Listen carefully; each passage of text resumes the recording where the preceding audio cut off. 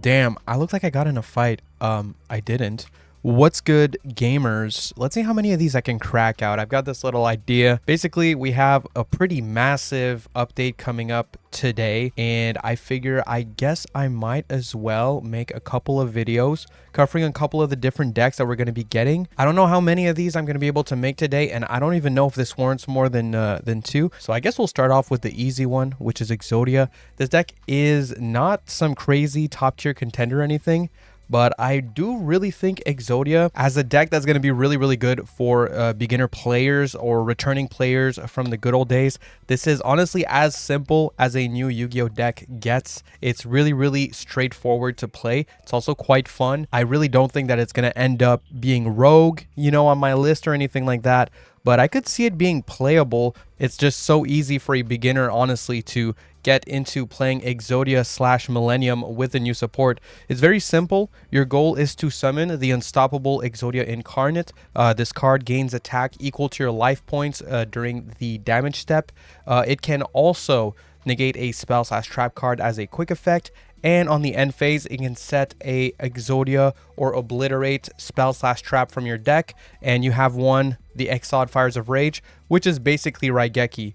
So every turn, your goal is to summon this guy and then set your Raigeki and pass turn. That's almost every single turn. Every single turn one that you're going to play with this deck is basically going to look like that. Your goal is to get to Ankh. What Ankh does, or Ankh, is it's going to show 5 pieces of Exodia from your hand / deck, and then it's going to special summon out the Exodia Incarnate. It's that simple. How many paths do you have to Ankh? You have a lot of them. So this card searches Ankh. This card searches Ankh.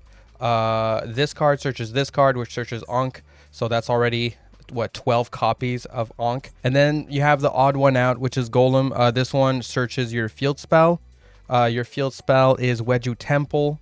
And it's not really that great, honestly. You can place a monster from your hand in your spell and trap zone as a face-up continuous spell, then place one Millenium monster from your deck in your spell and trap zone as a face-up continuous spell. So you can kind of use this as a way to search like Millenium Shield to then, you know, get your Ankh, but you will need a monster in hand that you can place with the field spell to make it work. So this one, I guess, indirectly can search it as well as this, but generally speaking, you have like 12 copies of this card, and this is really all you're trying to resolve. This deck is very simple. Oh yeah, and before you worry, these are not like bricks, okay? These are not monsters that are stuck in your hand.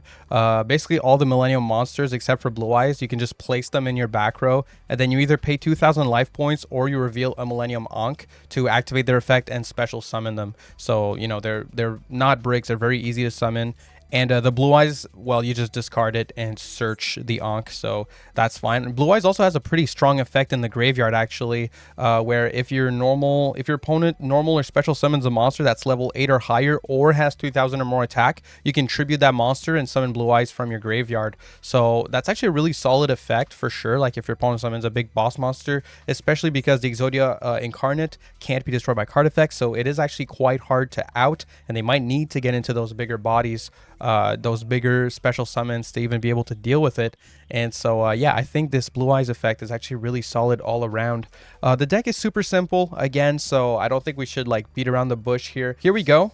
We have Sengenjin in hand. We already have Ankh, but if we didn't, we could use Sengenjin to get it.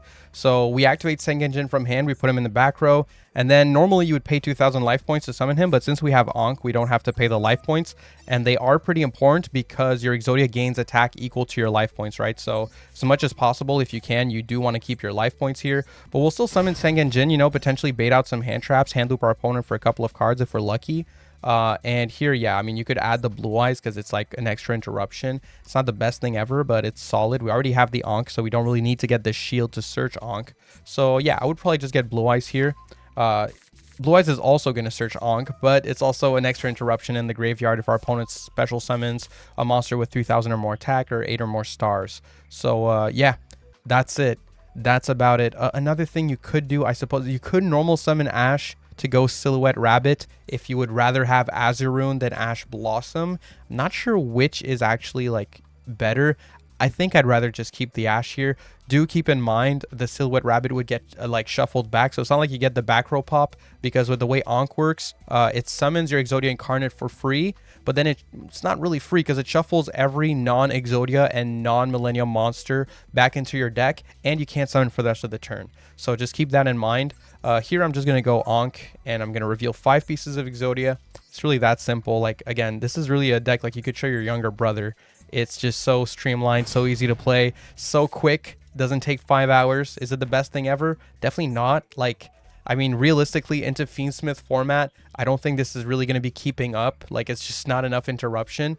But what this basically gets you is you have a Spell and Trap negate.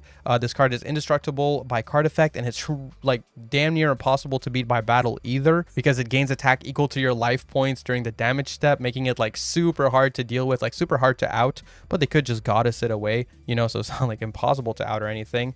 And then you set up a Raigeki in the end phase with him, because he can set a Exodia trap, you know. So you go for this, you set up Exod Fires of Rage, which just destroys all cards your opponent controls. It's actually better than a Raigeki. It's just a full-on field wipe, right? So if they set 5 cards, if they summon 17 times and they don't have a negate, you get to just stop their whole thing, you know. So here, you know, they summon Alexandrite Dragon and they set 3 back row, they went to battle phase. I can go Exod Fires of Rage, and we just, you know, we don't negate our own card, by the way. You just wipe everything away. And there it goes. That's it. We wipe the board. It's a clean slate. In end phase, we get to do it again. And usually when it's your opponent's end phase, you want to set your flash spell. This is going to make it so you can make your Unstoppable Exodia Incarnate 10,000 attack very easily. But, you know, if your opponent has more plays and they establish a bit more of a board, then you might need to set up your Raigeki again to wipe your opponent's board a second time. So that would depend. But if you feel like you can get to lethal pretty easily by setting the spell, then you should do that. Here we're going to do that just to show it like in action, basically. But yeah, it's very, very simple. So here in standby, we do lose 1,000 life points, which I guess is unfortunate. And I'm going to show you a little something that we can do actually in this deck that's pretty nifty. So we can normal summon our third leg here. We're going to normal summon our third leg. We can go into Link Spider. And with Link Spider and our Sengenjin here, we can go into our Sebek. So if in a certain scenario you didn't get to fetch this spell and couldn't boost your attack, here, you know, your Exodia would be swinging for 7,000. So to not do that, what you can do is actually swing with Sebek first. And Sebek, basically what it does is it makes you gain life points equal to the damage it dealt. And then it makes both players lose 1,000 life points. So it brings you back exactly to 8,000 life points so that you can like deal 8,000 direct with this guy. Do I need to do that on an open field? Not at all. I definitely don't. But, you know, Sebek is pretty interesting in this deck, so definitely a card to keep in mind. Maybe one of the more important links in the deck. And by the way, we want to equip all 5 pieces of Exodia, so what we want to do is use the graveyard effect of Exod, Fires of Rage, banish it, and we can recycle our we can recycle our left leg, put it back into the deck, and then we can go for this, activate Obliterate Blaze. We don't negate, and now our Unstoppable Exodia Incarnate has gained the effect to wipe both back rows and equip 5 pieces of Exodia to itself. So we're going to do this right now. We pay half our life points, we wipe everything, 1, 2, 3, 4, 5, there we go. And there it goes, there it goes, there it goes, there it goes. Beautiful. So to get maximum damage here, we'd swing with Sebek first. Let's go to battle. So swing with Sebek. 2,000. That means we don't get the effect. Oh, also you can't activate other cards' effects for us as a turn. My bad. Yeah, reading. Anyway, let's swing for a big amount of damage. Okay, let's just do that. 13,500, right? 13,500. Pretty big number. Pretty cool. Do I think this deck is crazy? Not at all. But it's neat. You know, I think it's cool. I think it's fun. I think it's a fun idea. So, yeah, I mean, look, man, this isn't going to be an in-depth deck profile. I want to try to make a couple of these videos today, just introducing people to different decks. But yeah, like, let me sort this out here. You know, if there's a card you're not sure about, you know, just write Exod and write Millenium into the searcher in Master Duel once these cards come out, and you should be able to find everything. For the extra deck, all you really need to care about is having like 2 of this guy and I guess a Sorcerer of Sebek.